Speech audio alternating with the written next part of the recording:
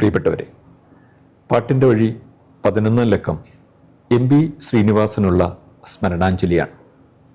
ഇന്ന് പാട്ടിൻ്റെ വഴിക്കൊപ്പം സഹയാത്രികയായി ഗ്രാമീണത്തെ സംബന്ധിച്ച് ആമുഖം ആവശ്യമില്ലാത്ത ഒരു മുഖമാണ് ശൈല, ശ്രീമതി ശൈലജ താഹ. സ്വാഗതം. തുടങ്ങല്ലേ? അതെ അതെ. നെറ്റിയിൽ പൂള്ള സ്വർണ്ണച്ചിറകുള്ള പക്ഷി, നീ പാടാത്തതെന്തേ? MBSൻ്റെ പാട്ടുകളിൽ എനിക്ക് ഏറ്റവും ഇഷ്ടമുള്ളൊരു പാട്ടാണിത്. അദ്ദേഹം ഒരു സ്വർണ്ണ പക്ഷി തന്നെയായിരുന്നു. പാടാത്ത പക്ഷിയല്ല, പാടുന്ന തന്നെ പക്ഷി. സ്വന്തം ഈണങ്ങൾ കൊണ്ട് നമ്മളെയൊക്കെ സന്തോഷിപ്പിച്ച പക്ഷി. കർണാടക സംഗീതത്തിലും പാശ്ചാത്യ സംഗീതത്തിലും ഹിന്ദുസ്ഥാനി സംഗീതത്തിലും നാടൻ ദ്രാവിഡ സംഗീതത്തിലുമൊക്കെ നല്ല അവഗാഹമുണ്ടായിരുന്ന ഒരു സംഗീത സംവിധായകനായിരുന്നു MB ശ്രീനിവാസൻ.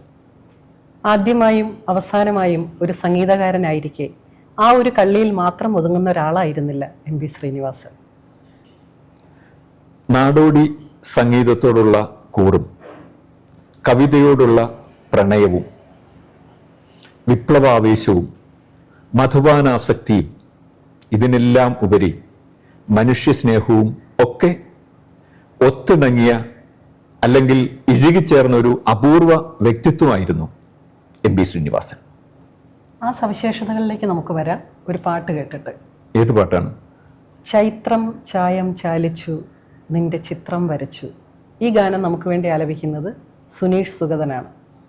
ചൈത്രം ചായം ചാലിച്ചു നിന്റെ ചിത്രം വരയ്ക്കുന്നു, എങ്ങു നിന്ന് ഈ കവിൾ തട്ടിലിൽ കുങ്കുമവർണ്ണം പരന്നു എന്നൊക്കെ സുനീഷ് ചോദിക്കുമ്പോൾ അതിനൊരു ഭംഗിയുണ്ട്, അല്ലേ? അതെ അതെ. കാരണം സുനീഷ് ഒരു നല്ലൊരു പോർട്രേറ്റ് വരയ്ക്കുന്നതിലൊരു പ്രഗത്ഭനായിട്ടുള്ളൊരു ആളാണ് സുനീഷ്. അപ്പോ നമുക്ക് സുനീഷിന്റെ പാട്ടിലേക്ക് വരാം.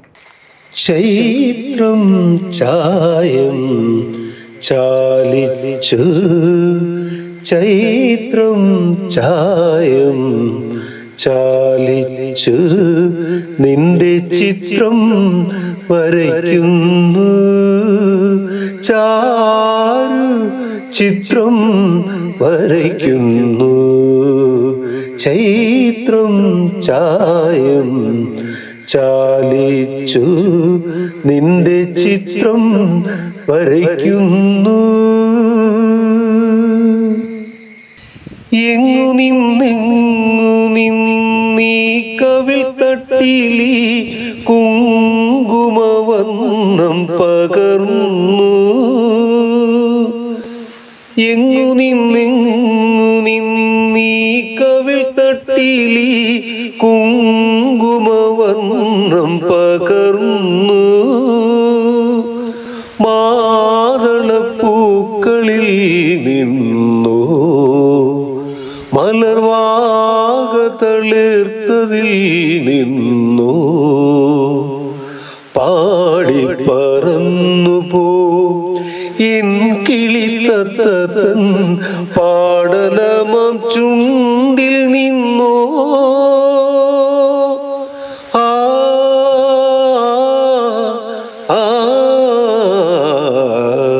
ചൈത്രം ചായം ചാലിച്ചു നിന്റെ ചിത്രം വരയ്ക്കുന്നു.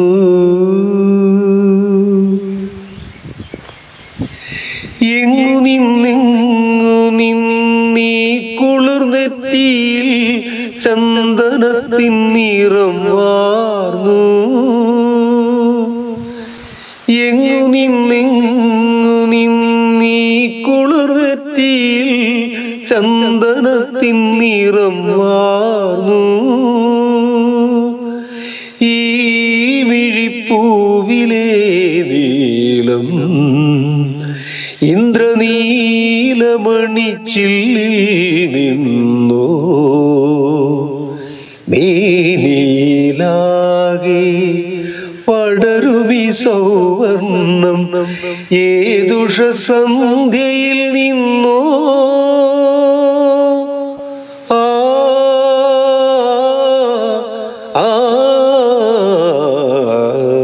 ചൈത്രം ചായം ചാലിച്ചു നിന്റെ ചിത്രം വരയ്ക്കുന്നു. സുനീഷ് വളരെ ഭാവാർദ്രമായിട്ട് തന്നെ ഗാനം ആ ഗാനം പാടി.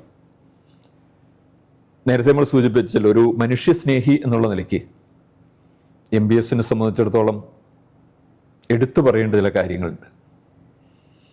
അപരന് വേണ്ടി സ്വന്തം കരിയർ പോലും നോക്കാതെ പടപൊരുതിയ ഒരു മനുഷ്യനായിരുന്നു MB ശ്രീനിവാസൻ. അദ്ദേഹത്തിൻ്റെ കരിയറിൻ്റെ തുടക്കത്തിൽ തന്നെ അദ്ദേഹം ഒരു സമരം സംഘടിപ്പിച്ചത് ഹൈദരാബാദിലെ NT രാമറാവുവിൻ്റെ സ്റ്റുഡിയോയിലാണ്. അത് എന്തിനു വേണ്ടിയായിരുന്നു എന്നറിയോ? എന്തിനായിരുന്നു? അതെന്ന് പറയുന്ന അവിടെ സ്ഥിരം ആർട്ടിസ്റ്റുകളുണ്ട്. രാവിലെ മുതൽ വൈകിട്ട് വരെ വാദ്യോപകരണങ്ങൾ വായിക്കുന്ന സ്ഥിരം ആർട്ടിസ്റ്റ്. ആ ആർട്ടിസ്റ്റുകളെ സംബന്ധിച്ചിടത്തോളം പ്രാതലിന് രാവിലെ അവർക്ക് കൊടുത്തിരുന്നത് 2 ചെറിയ ഇഡ്ഡലികളാണ്. അതിൻ്റെ സ്ഥാനത്ത് അത് 4 ഇഡ്ഡലിയായി കിട്ടണം എന്ന് പറഞ്ഞിട്ട് 4 ഇഡ്ഡലിയെങ്കിലും കൊടുക്കണം എന്ന് പറഞ്ഞിട്ടാണ് ആ സമരം സംഘടിപ്പിച്ചത്. ഒന്ന് ആലോചിക്കണം, ഒരു കാലഘട്ടത്തിൽ ആന്ധ്രയുടെ മുഖ്യമന്ത്രിയായിരുന്ന ദൈവങ്ങളുടെ വേഷങ്ങളൊക്കെ കെട്ടി അരങ്ങ് തകർത്ത ആളിന്റെ സ്റ്റുഡിയോയിലാണ് ഇത് സംഭവിച്ചത്. നിർമ്മാതാക്കളെ എതിരാക്കിയ മറ്റൊരു സംഭവം, സംഗീത ലോകത്തെ മുഴുവൻ ആർട്ടിസ്റ്റുകളെയും സംഘടിപ്പിച്ചുകൊണ്ട് അദ്ദേഹം ഒരു മ്യൂസിഷ്യൻ യൂണിയൻ രൂപം കൊടുത്തു. ഇന്നൊരു പാട്ടിൻ്റെ റെക്കോർഡിംഗ് കഴിഞ്ഞ് അതിൻ്റെ പ്രതിഫലം വളരെ പെട്ടെന്ന് ആർട്ടിസ്റ്റുകളുടെ കയ്യിലേക്ക് എത്തുന്നെങ്കിൽ അത് MBSന്റെ ഇടപെടലുകൊണ്ട് തന്നെയാണ് ഉണ്ടായത്.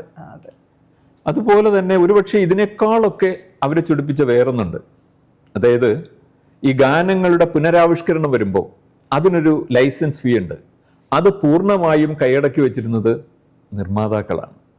അത് ഗാന രചയിതാക്കൾക്കും അതുപോലെ തന്നെ സംഗീത സംവിധായകനും കൂടി അവകാശപ്പെട്ടതാണ് എന്ന് വാദിച്ച് അത് നേടിയെടുത്തത് MBS ആണ്. അത് അദ്ദേഹത്തെ സംബന്ധിച്ചിടത്തോളം ഈ നിർമ്മാതാക്കളുടെ മൊത്തത്തിലുള്ളൊരു വെറുപ്പിന് ഇടയാക്കിയതുകൊണ്ടൊരു അപ്രഖ്യാപിത വിലക്ക് തന്നെ ഒരു കാലഘട്ടത്തിൽ അവിടെ ഈ പ്രത്യേകിച്ചും തെന്നിന്ത്യൻ സിനിമ രംഗത്ത് അദ്ദേഹത്തിന് അഭിമുഖീകരിക്കേണ്ടി വന്നിട്ടുണ്ട്. വീണ്ടും നമുക്കൊരു പാട്ടിലേക്ക് പോയാലോ? യെസ്. ഈ ഗാനം പാടുന്നത് നമ്മുടെ ഗ്രാമീണത്തിൻ്റെ ഗായകൻ നവാസ് മൂസയാണ്. ഒരു വട്ടം കൂടി എന്നോർമകൾ മേയുന്ന തിരുമുറ്റത്തെത്തുവാൻ മോഹം. ഇത് ശരിക്കും ഒരു കവിതയാണ്. ഇതൊരു കവിതയാണ്. ഇത് ഒരു മാസികയിൽ അടിച്ചു വന്ന ഒരു കവിത അവിചാരിതമായിട്ട് ലെനിൻ രാജേന്ദ്രൻ്റെ ശ്രദ്ധയിൽ വരിക. അങ്ങനെ ഇത് ആ സിനിമയിലേക്ക് അദ്ദേഹം എടുക്കുകയാണ് ചെയ്തത്. അതിനെ സംബന്ധിച്ച് ലെനിൻ രാജേന്ദ്രൻ പറഞ്ഞ ഒരു കാര്യമുണ്ട്. ഇതിൻ്റെ കമ്പോസിങ്ങിന് വേണ്ടിയിട്ട് മദ്രാസിലെ പാം ഗ്രൂവ് ഹോട്ടലിൽ ONVയും MBSും ലെനിൻ രാജേന്ദ്രനും കൂടി ഇരുന്നിട്ട് ഈ കവിത വായിച്ച് കേട്ട ഉടനെ MBS അതിനെക്കുറിച്ച് പറഞ്ഞത്, ഈ ഒരു കവിത ഈ കുടുസ് മുറിയിലൊന്നും ഇരുന്ന് ചിട്ടപ്പെടുത്തേണ്ടതല്ല, അത് വിശാലമായ ആകാശത്തിന് കീഴെ പ്രകൃതിയുടെ പരിലാളനമേറ്റ് വിടർന്നു വരേണ്ട ഒരു കവിതയാണ് എന്നാണ് പറഞ്ഞത്. എന്നിട്ട് അവര് നേരെ മറീന ബീച്ചിൽ, മദ്രാസിലെ മറീന ബീച്ചിൽ പോയിട്ട് അവിടെ ഇരുന്നാണ് ഇതിന്റെ മറ്റതിന്റെ കമ്പോസിംഗ് ഒക്കെ നടത്തിയത് എന്ന് ലെനിൻ രാജേന്ദ്രൻ ഒരിക്കൽ പറഞ്ഞിട്ടുണ്ട്. ഒരിക്കൽ ONVയും ഇതിനെക്കുറിച്ച് പറയുണ്ടായി. ഇവരിത് മറീന ബീച്ചിലിരുന്ന് അദ്ദേഹം ഇത് തമിഴിൽ എഴുതിയെടുത്തിട്ട് അതിൽ വെറുതെ ഈ മോഹങ്ങൾ എന്നറിയുമ്പോഴും വെറുതെ മോഹിക്കുവാൻ മോഹം എന്ന ഈ വരി വായിക്കുമ്പോൾ അദ്ദേഹം ചാടി എഴുന്നേറ്റ് 2 വട്ടം കറങ്ങി ബാവുൽ ഗായകരെ പോലെ നൃത്തം ചെയ്തു എന്നാണ്. അല്ല, അത് പറയുമ്പോൾ ആ ഒരു ചിത്രം എൻ്റെ മനസ്സിലേക്ക് വരികയായിരുന്നു. MBS വലത് കാലിൻ്റെ തള്ളവരിൽ ആ മണലിലൊന്ന് ആഴ്ത്തി കയ്യിൽ എന്താണ് എൻ്റെ മനസ്സിൽ വന്നത് ഇങ്ങനെയാണ്, ഒരു ഷാളൊക്കെ ഇട്ടിട്ട് ഒരു ബാവുൽ ഗായകനെ പോലെ ഇങ്ങനെ കറങ്ങി ചാടി എണ്ണീറ്റ് കറങ്ങി ഇങ്ങനെ നിൽക്കുന്ന ആ ചിത്രം മനസ്സിൽ വരികയായിരുന്നു. സൂഫി ഗായകരും അങ്ങനെ. അതെ അതെ. അപ്പോൾ നമുക്ക് ആ പാട്ടിലേക്ക് വരാം. ഒരു വട്ടം കൂടി എന്നോർമകൾ മേയുന്ന തിരുമുറ്റത്തെത്തുവാൻ മോഹം. ഒരു വട്ടം കൂടി എന്നോർമകൾ മേയുന്ന തിരുമുറ്റത്തെത്തുവാൻ മോഹം. തിരുമുറ്റത്തൊരു കോണിൽ നിൽക്കുന്നൊരാ നെല്ലി മരമൊന്നുലൊത്തുവാൻ മോഹം. മരമൊന്നുലുത്തുവാൻ മോഹം. അടരുന്ന കായ്മണികൾ പൊഴിയുമ്പോൾ ചെന്നെടുത്ത് അതിലൊന്നു തിന്നുവാൻ മോഹം. സുഖമെഴും കയ്പും പുളിപ്പും മധുരവും നുകരുവാനിപ്പോഴും മോഹം. തൊടിയിലെ കിണർ വെള്ളം കോരിക്കുടിച്ചെന്ത് മധുരമെന്നോതുവാൻ മോഹം. എന്ത് മധുരമെന്നോതുവാൻ മോഹം. ഒരു വട്ടം കൂടിയ പുഴയുടെ തീരത്ത് വെറുതെയിരിക്കുവാൻ മോഹം. ഒരു വട്ടം കൂടിയ പുഴയുടെ തീരത്ത് വെറുതെയിരിക്കുവാൻ മോഹം. വെറുതെയിരുന്നൊരു കുയിലിൻ്റെ പാട്ടു കേട്ടെതിർ പാട്ടു പാടുവാൻ മോഹം. എതിർ പാട്ട് പാടുവാൻ മോഹം. അതു കേൾക്കെ ഉച്ചത്തിൽ കൂകും കുയിലിൻ്റെ ശ്രുതി പിന്തുടരുവാൻ മോഹം. ഒടുവിൽ പിണങ്ങിപ്പറന്നുപോം പക്ഷിയോട് അരുതേ എന്നോതുവാൻ മോഹം. വെറുതെ മോഹങ്ങൾ എന്നറിയുമ്പോഴും വെറുതെ മോഹിക്കുവാൻ മോഹം. വെറുതെ മോഹങ്ങൾ എന്നറിയുമ്പോഴും വെറുതെ മോഹിക്കുവാൻ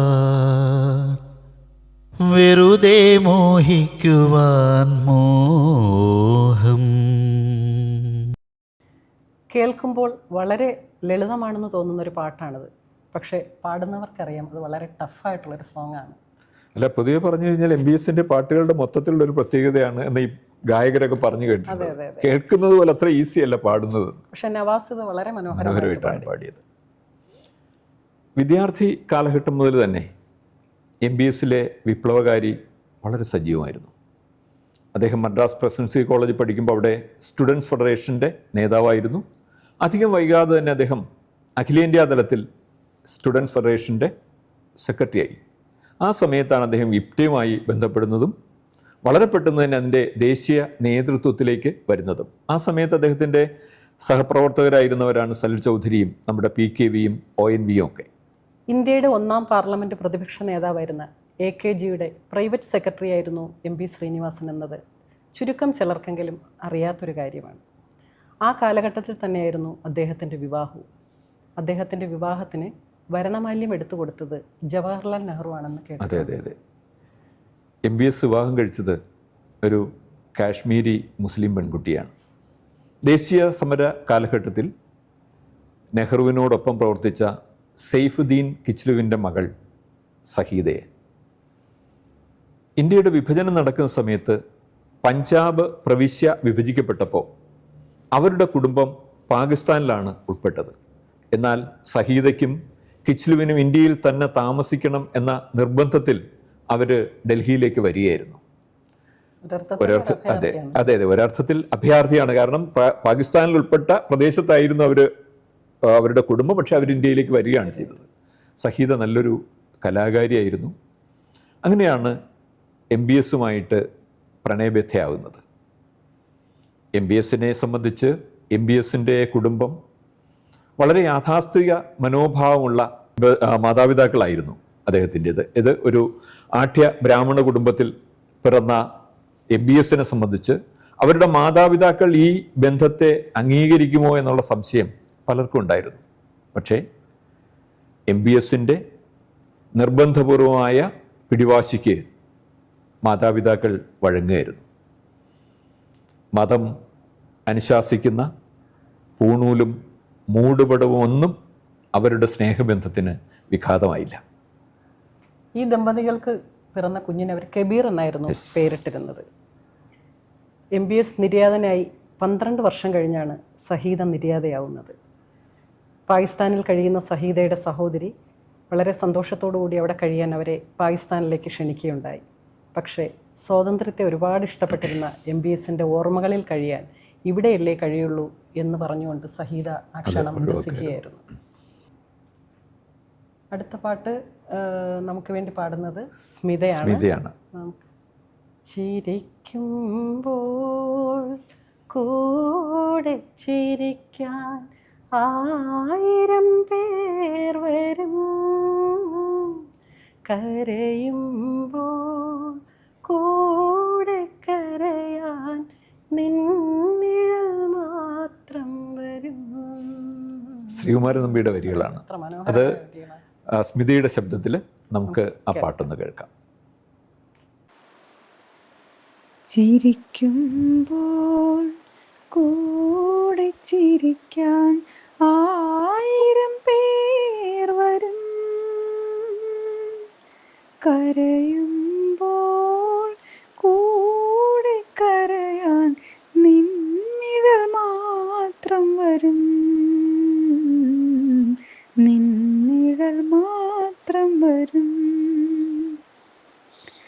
സുഖമൊരു നാൾ വരും വിരുന്നുകാരൻ,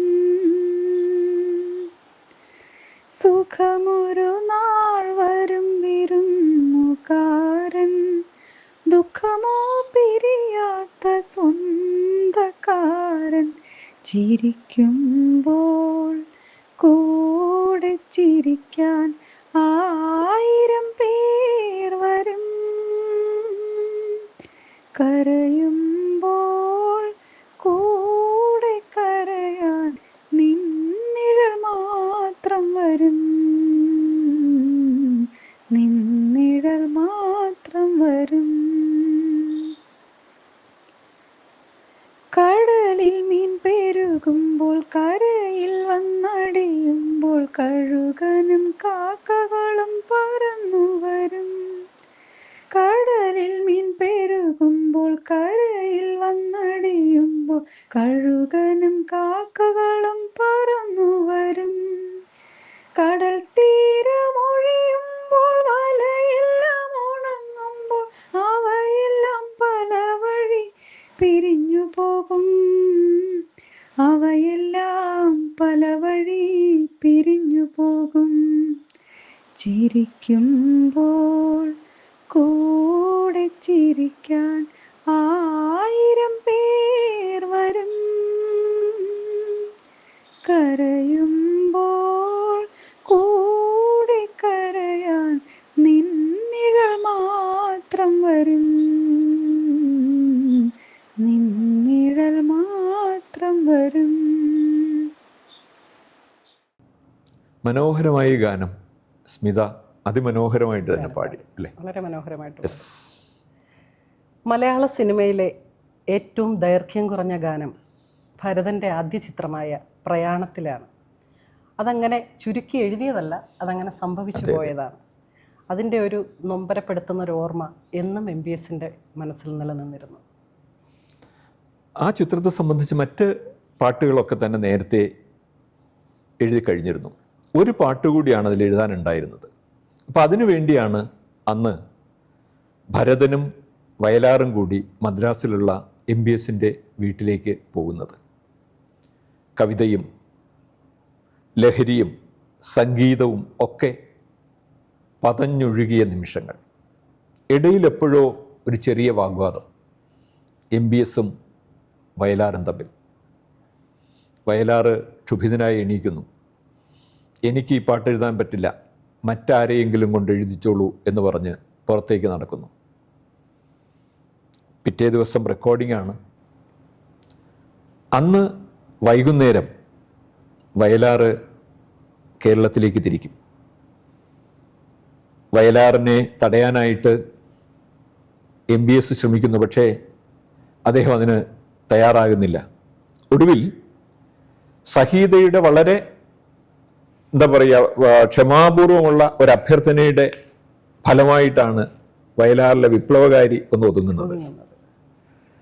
സഹീത കൊണ്ടുവന്ന് കൊടുത്ത ഒരു നോട്ട്ബുക്ക് കാറിൻ്റെ ബോണറ്റിൽ വെച്ച് അദ്ദേഹം ഇങ്ങനെ എഴുതി: മൗനങ്ങൾ പാടുകയായിരുന്നു, കോടി ജന്മങ്ങളായി നമ്മൾ പരസ്പരം തേടുകയായിരുന്നു.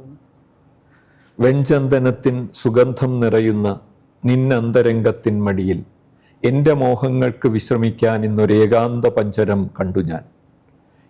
അത്രയേ ഉള്ളൂ അതിലെ വരികൾ. ആ വരികളിൽ നിന്നാണ് ഈ ഒരു പാട്ട് MBS സൃഷ്ടിച്ചത്. ബാക്കി വരികൾ നാട്ടിൽ ചെന്നിട്ട് ഫോണിലൂടെ പറഞ്ഞു തരാമെന്ന് പറഞ്ഞ് വയലാർ യാത്രയാവുകയായിരുന്നു. പക്ഷേ അത് വയലാറിൻ്റെ അവസാന യാത്രാമൊഴിയാണെന്ന് MBS കരുതിയില്ല. അതെ. അപ്പോൾ നമുക്ക് ഒരു പാട്ടിലേക്ക് പോകാം.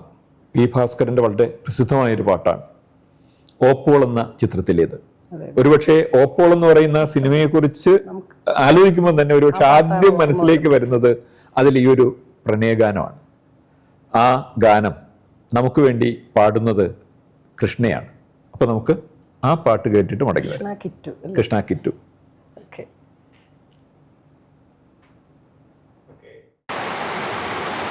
ഏറ്റുമാനൂരമ്പലത്തിലെഴുന്നള്ളത്ത് മുന്നിൽ കാത്തുനിന്ന പൂവമ്പന്റെ പള്ളി നായാട്ട്.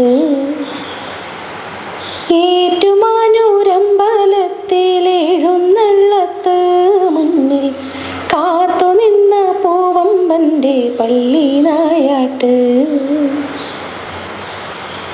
ഏഴര പൊന്നാന എഴുന്നള്ളി വന്നപ്പോൾ ഏതോ കിനാവിൽ ഞാൻ ലയിച്ചു പോയി. ഏഴര പൊന്നാന എഴുന്നള്ളി വന്നപ്പോൾ ഏതോ കിനാവിൽ ഞാൻ ലയിച്ചു പോയി. പഞ്ചാരി കേട്ടില്ല, പാണ്ടിയും കേട്ടില്ല, പഞ്ചാരി കേട്ടില്ല, പാണ്ടിയും കേട്ടില്ല, പഞ്ചബാണ വീണ മാത്രം മുഴങ്ങി കാതിൽ. എന്റെ പഞ്ചബാണ വീണ മാത്രം മുഴങ്ങി കാതിൽ. ഏറ്റുമാനൂരമ്പലത്തിലെഴുന്നള്ളത്ത് മുന്നിൽ കാത്തുനിന്ന പൂവമ്പന്റെ പള്ളി നായാട്ട്. മുന്നിൽ കാത്തുനിന്ന പൂവമ്പന്റെ പള്ളി നായാട്ട്. ലക്ഷാർച്ചന പൂജ നടന്നതറിഞ്ഞില്ല, പുഷ്പാർച്ചനയുടെ തിരക്കുമൂലം. ലക്ഷാർച്ചന പൂജ നടന്നതറിഞ്ഞില്ല, പുഷ്പാർച്ചനയുടെ തിരക്കുമൂലം. പ്രേമ പുഷ്പാർച്ചനയുടെ തിരക്കുമൂലം.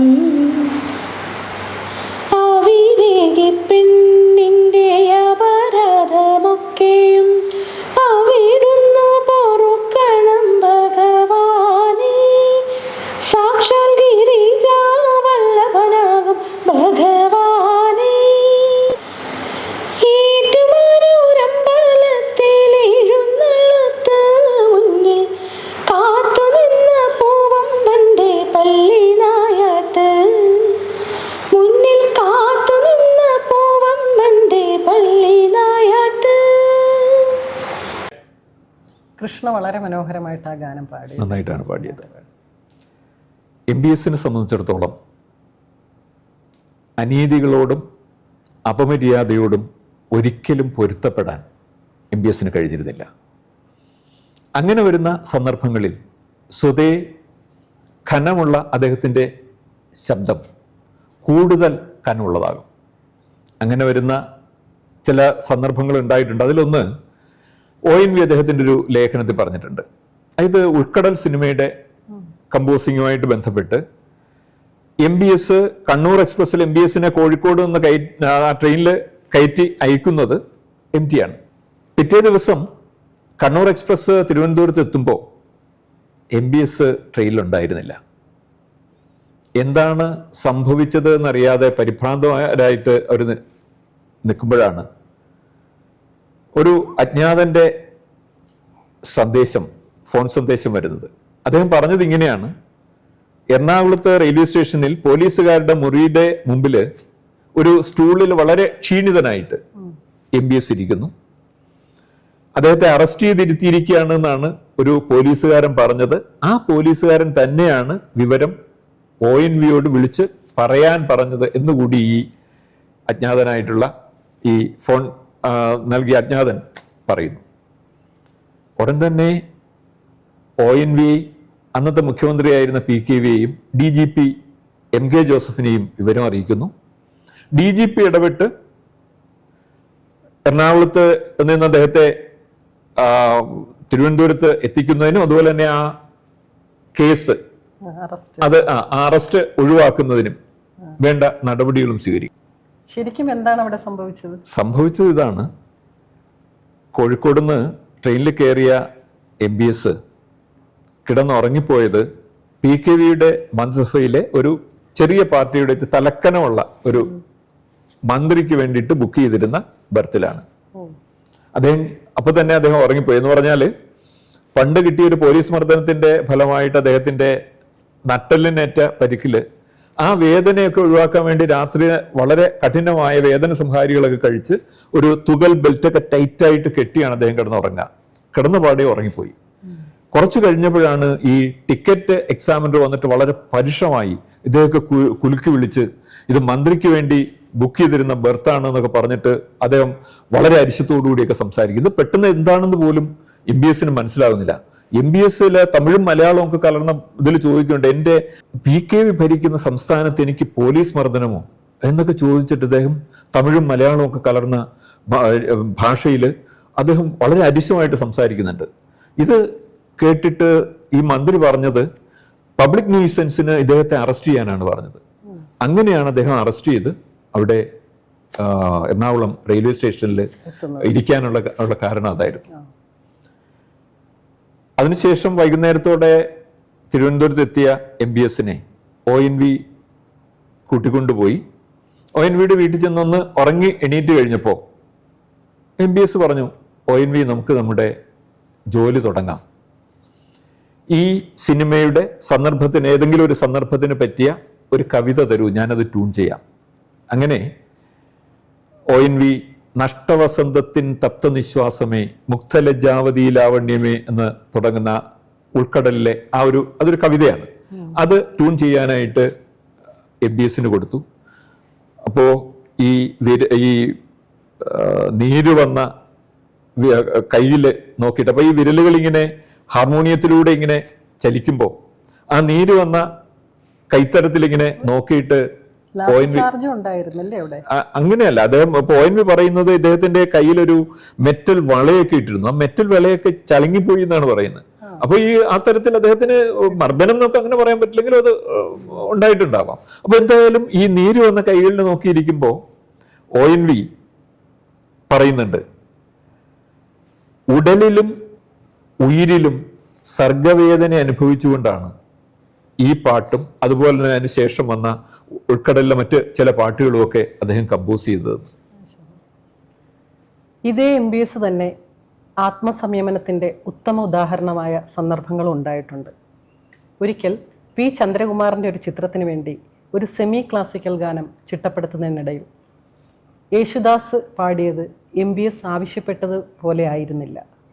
പക്ഷേ MBS അദ്ദേഹത്തിൻ്റെ വാശിയിൽ തന്നെ ഉറച്ചു നിൽക്കുകയായിരുന്നു. യേശുദാസ് ദേഷ്യം വന്ന് കയർത്തുകൊണ്ട് കൺസോളിൽ നിന്ന് ഇറങ്ങിപ്പോവുകയുണ്ടായി.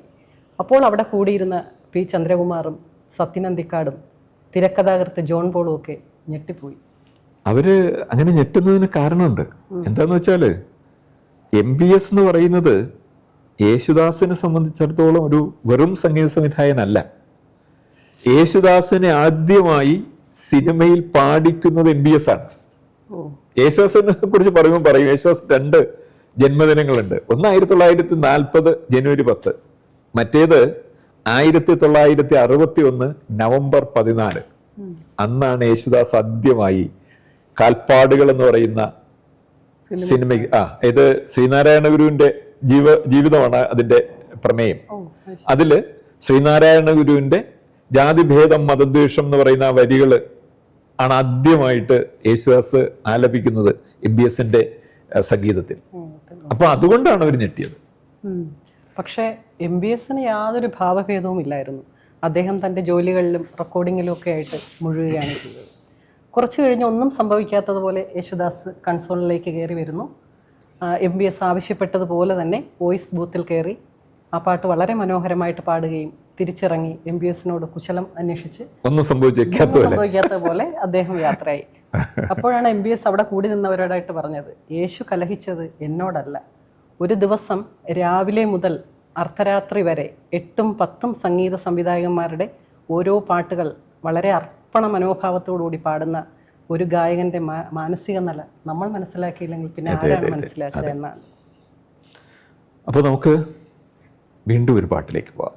അതെ, യവനിക എന്ന ചിത്രത്തിലെ വളരെ മധുര മനോഹരമായ ഒരു പാട്ട്, ചെമ്പക പുഷ്പ സുവാസിതയാമം. ആ പാട്ട് നമുക്ക് വേണ്ടി പാടുന്നത് ശ്രീ സിജു ആണ്. ചെമ്പക പുഷ്പ സുവാസിതയാമം ചന്ദ്രികയുണരും യാമം, ചെമ്പക പുഷ്പ സുവാസിതയാമം ചന്ദ്രികയുണരും യാമം, ചലിത ചാമരഭംഗിടർത്തി ലളിത കുഞ്ചകുടീരം, ലളിത കുഞ്ചകുടീരം, ചെമ്പക പുഷ്പ സുവാസിതയാമം ചന്ദ്രികയുണരും യാമം, പ്രിയതരമായൊരു സ്വപ്നമുറങ്ങി ഇനിയുണരാതെയുറങ്ങി, പ്രിയതരമായൊരു സ്വപ്നമുറങ്ങി ഇനിയുണരാതെയുറങ്ങി, ഇവിടെ ഇവിടെ വെറുതെ ഇരുന്നെൻ ഓർമ്മകളിന്നും പാടുന്നു, ഓരോ കഥയും പറയുന്നു, ചെമ്പക പുഷ്പ സുവാസിതയാമം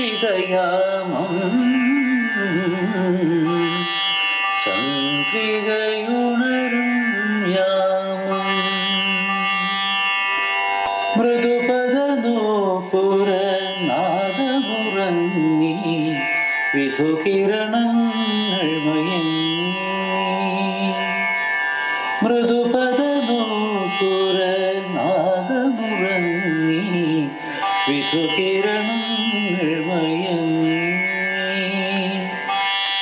ഇതിലേ ഇതിലേ ഒരു നാൾ നീവിടയോതിയ കഥ ഞാനോർക്കുന്നു, ഓർമ്മകൾ കണ്ണീർ വാർക്കുന്നു, ചെമ്പക പുഷ്പ സുവാസിതയാമം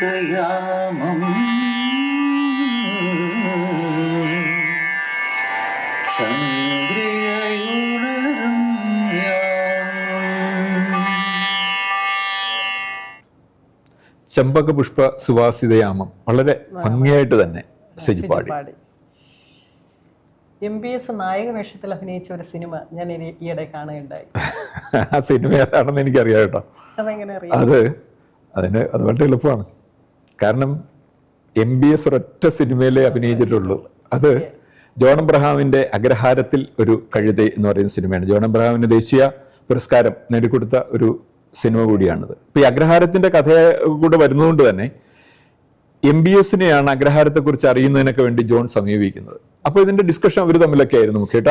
ആ ഒരു ഘട്ടത്തിലാണ് അതിലെ ആ മുഖ്യവേഷം ചെയ്യാമോ എന്ന് MBSനോട് ചോദിക്കുന്നത്. MBS സമ്മതിക്കുകയും ചെയ്തതാണ്. പക്ഷെ പിന്നീട് പല സംവിധായകരോട് അദ്ദേഹത്തോട് ചോദിച്ചിട്ടുണ്ട് സിനിമയിൽ ഏതെങ്കിലും ഭാഗം അഭിനയിക്കുന്നതിനെ കുറിച്ച്. അദ്ദേഹം അതെല്ലാം നിരസിക്കുകയാണ് ചെയ്തത്. ഒരു ചിത്രത്തിലും പിന്നെ അദ്ദേഹം അഭിനയിച്ചിട്ടില്ല. അഗ്രഹാരത്തിൽ ഒരു കഴുത എന്ന ആ സിനിമയ്ക്ക് തമിഴ്നാട്ടിൽ ബ്രാഹ്മണ സമൂഹത്തിൽ നിന്ന് ഒരുപാട് എതിർപ്പുകൾ ഉണ്ടായിട്ടുണ്ട്. MBS ആ സിനിമയുടെ ഭാഗമായതുകൊണ്ട് അദ്ദേഹത്തിന് വ്യക്തിപരമായി അദ്ദേഹത്തിന്റെ സ്വന്തം സമുദായത്തിൽ നിന്നും ഒരുപാട് പ്രതിഷേധങ്ങൾ ഉണ്ടായി. അത് മാത്രമല്ല, MBSനെ സംബന്ധിച്ച് അദ്ദേഹത്തിന്റെ സമുദായത്തിൽ നിന്ന് ഒരു എതിർപ്പ് വരാൻ വേറെയും ചില കാരണങ്ങൾ ഉണ്ടായിരുന്നു. അതെ അതെ, അദ്ദേഹം ചേരി പ്രദേശങ്ങളിൽ നിന്ന്, അതായത് സ്ലംസിൽ നിന്ന് കുട്ടികളെയൊക്കെ കണ്ടെത്തി, കഴിവുള്ള കുട്ടികളെ കണ്ടെത്തി അവർക്ക് വേണ്ട നിർദ്ദേശങ്ങളും പരിശീലനങ്ങളും നൽകുകയുണ്ടായി. അതും അദ്ദേഹത്തിന്റെ സ്വന്തം സമുദായത്തിൽ അത് യാഥാസ്ഥിതരായിട്ടുള്ള ആളുകളെ സംബന്ധിച്ചിടത്തോളം അവർക്ക് അത് അത്ര എതിർപ്പുകളൊക്കെ അംഗീകരിക്കാൻ പറ്റിയിരുന്നില്ല. അതൊരു വിഷയമായിരുന്നു. അതുപോലെ തന്നെ MBSനെ സംബന്ധിച്ചിടത്തോളം യുവാക്കളെ, നല്ല പാടാൻ കഴിവുള്ള യുവാക്കളെ കണ്ടെത്തി അവർക്ക് പരിശീലനം കൊടുക്കുക എന്ന് പറയുന്നത് അദ്ദേഹം ചെയ്തൊരു വലിയൊരു കാര്യമായിരുന്നു. ഇപ്പോൾ ഉദാഹരണത്തിന് 1971 കാലഘട്ടത്തിൽ തന്നെ മദ്രാസ് യൂത്ത് കൊയർ എന്ന് പറയുന്ന ഒരു സംരംഭം ആരംഭിച്ചു. തുടങ്ങിയത് അവിടുത്തെ യൂണിവേഴ്സിറ്റി സ്റ്റുഡൻസിനെ ഉൾപ്പെടുത്തിക്കൊണ്ടാണ് ഒരു പ്രസ്ഥാനം അദ്ദേഹം തുടങ്ങുന്നത്. പക്ഷെ ഇപ്പോഴും അത് വളരെ നല്ല രീതിയിലാണ് ഈ മദ്രാസ് യൂത്ത് കൊയർ ഇന്നും നടക്കുന്നത്. അതെന്ന് പറഞ്ഞു കഴിഞ്ഞാൽ ഇപ്പോൾ നാടൻ സംഗീതവും പാശ്ചാത്യ സംഗീതവും അതിൻ്റെ കൊയർ രീതിയും ഇതെല്ലാം ഉൾപ്പെടുത്തിക്കൊണ്ടുള്ള ഒരു സംവിധാനമാണ് അദ്ദേഹം. അതിൽ മറ്റൊരു പ്രത്യേകത എന്താണെന്ന് വെച്ചാൽ ഈ ദേശീയോദ്ഗ്രഥന പ്രധാനമായിട്ടുള്ള കവിതകളുണ്ടല്ലോ, പല ഭാഷകളിലുള്ള, ഏതെങ്കിലും ഒരു ഭാഷയല്ല, പല ഭാഷകളിലുള്ള കവിതകൾ ഇങ്ങനെ പാടുന്ന ഒരു രീതിയായിരുന്നു അദ്ദേഹം. അത് അത്തരത്തിൽ ഒരെണ്ണത്തിനാണ് അദ്ദേഹം രൂപം കൊടുത്തത് ഈ യൂത്ത് കൊയർ വഴി. അതെ അതെ, ഈ സംഘഗാന പ്രസ്ഥാനത്തെ കേരളത്തിലേക്ക് വന്നിട്ടുണ്ട്. MBS ആയിരുന്നു. അങ്ങനെയാണ് കേരള യൂണിവേഴ്സിറ്റി യൂത്ത് കൊയർ ഉണ്ടാകുന്നത്. അത് വളരെ നല്ല രീതിയിൽ നമ്മൾ ഇന്ന് പ്രശസ്തരായിട്ടുള്ള പല ഗായകരും അതിൽ അംഗങ്ങളായിരുന്നു എനിക്കറിയാം. നമ്മുടെ ദൂരദർശൻ മാത്രം ഉണ്ടായിരുന്ന ഒരു കാലഘട്ടത്തിൽ പലപ്പോഴും ഈ യൂണിവേഴ്സിറ്റി യൂത്ത് കൊയറിൻ്റെ ഈ സംഘഗാനങ്ങൾ അതിൽ ഇടാറുണ്ടായിരുന്നത് അത് കണ്ടിട്ടുണ്ട്. അതിനുശേഷം അദ്ദേഹത്തിൻ്റെ മരണശേഷമാണ് തിരുവനന്തപുരത്ത് MBS യൂത്ത് കൊയർ ഉണ്ടാകുന്നത്. അത് അദ്ദേഹത്തിൻ്റെ സ്മരണാർത്ഥം രൂപീകരിച്ച ഒന്നാണ്. അതിന് മുഖ്യമായിട്ട് നേതൃത്വം കൊടുത്തത് ശർമാജി എന്നറിയപ്പെടുന്ന ഒരു S. ശർമ്മയുണ്ട്, അദ്ദേഹമാണ് രൂപം കൊടുത്തത്. ഒപ്പം മറ്റേ നേരത്തെ നമ്മൾ പറഞ്ഞ യൂണിവേഴ്സിറ്റി യൂത്ത് കൊയറിലൊക്കെ ഉണ്ടായിരുന്ന നമ്മുടെ ഇപ്പോഴത്തെ സംഗീത സംവിധായകൻ M. ജയചന്ദ്രൻ, അവനുമൊക്കെ ഇത് രൂപപ്പെടുത്തുന്നതിൽ വളരെ പ്രധാനപ്പെട്ടൊരു പങ്ക് വഹിച്ചു. ഇനി നമുക്ക് ഒരു പാട്ടിലേക്ക് കൂടെ പോയാലോ?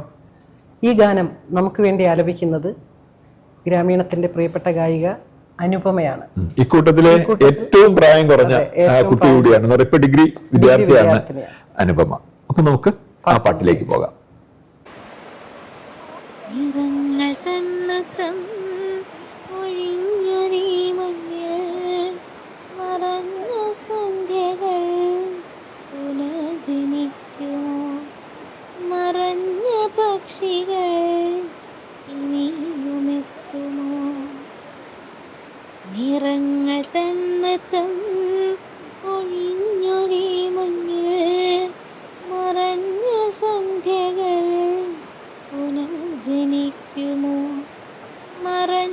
പക്ഷികൾ ഇനിയുമെത്തുമോ, വിരഹനൊമ്പരം